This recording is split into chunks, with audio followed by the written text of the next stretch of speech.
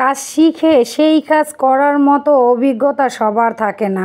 তবে মনোবল আর চেষ্টা যদি থাকে আর যদি আপনি অনেক পরিশ্রম করতে পারেন তাহলে ভাগ্য আপনার সঙ্গ অবশ্যই দেবে।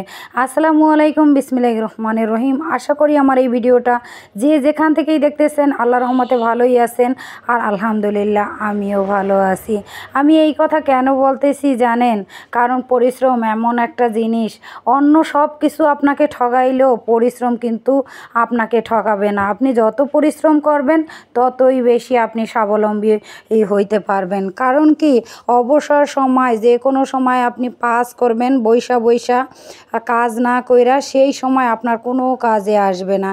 আর যদি আপনি প্রত্যেকটা সময় কাজে লাগান, সব কিছুতেই একেবারে সঠিক গাইডলাইন মতো চলতে পারেন, তবে অবশ্যই আপনার সময় কাজে দেবে। আজকে আমি রান্না করতে এসেছি গরুর মাংস। গরুর মাংসটা পছন্দ করে ঘরের সবাই, বাচ্চারা তো অনেক বেশি পছন্দ করে, কিন্তু আমার বেশি পছন্দ না। কারণ আমি এক টুকরা খাইতে না খাইতেই দেখা যায় দাঁতের ভিতরে ঢোকে। আর আমার সব সময়ই ছোটোবেলা থেকেই মাছ মাংস তেমন একটা বেশি পছন্দ করতাম না। মাছ বাছতে যে মনে করেন কাটা বাজে, এই জন্য বেশি একটা মাছ পছন্দ করতাম না। আর মাংস খাইতে গেলে যে দাঁতের ভিতরে ঢুকে প্যারা লাগে, এই জন্য আবার মাংস পছন্দ করতাম না। যাই হোক, এখন বাচ্চাদের তাড়নাই হোক আর ছোটোবেলায় মা বাবার তাড়নাই হোক, একটু সেট্টু তো খাইতেই হয়।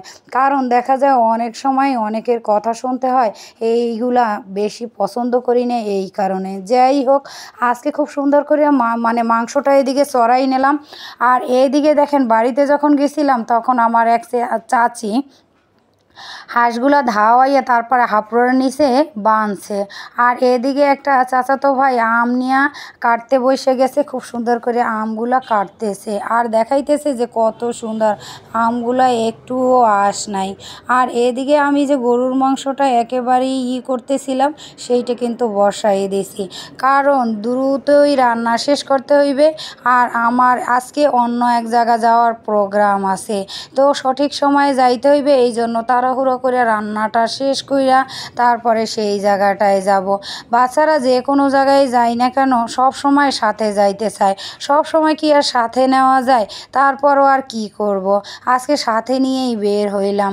এত প্রচণ্ড গরম, ওভারব্রিজের উপরে এক সাইড দিয়ে হাঁটতে হাঁটতে সিঁড়ি বাইয়া উঠতে উঠতেই কষ্ট হইতেছে, তাই একটু রেস্ট নেওয়ার জন্য দাঁড়াইয়ে পড়লাম। আর আজকে গেছিলাম আমি বড় ছেলের পাসপোর্ট আনার জন্য। পাসপোর্টটা রেডি হয়েছে, তো ভাবলাম যে নিয়ে আসি। কালকে যেহেতু ফোন করে বলছে, এই জন্য আমি ভাবলাম যে তাড়াতাড়ি যেয়ে নিয়ে আসি, আবার দেখা যায় পরের দিন অন্য কাজে ব্যস্ত হয়ে যাই যাবো। আসসালামু আলাইকুম। আল্লাহ।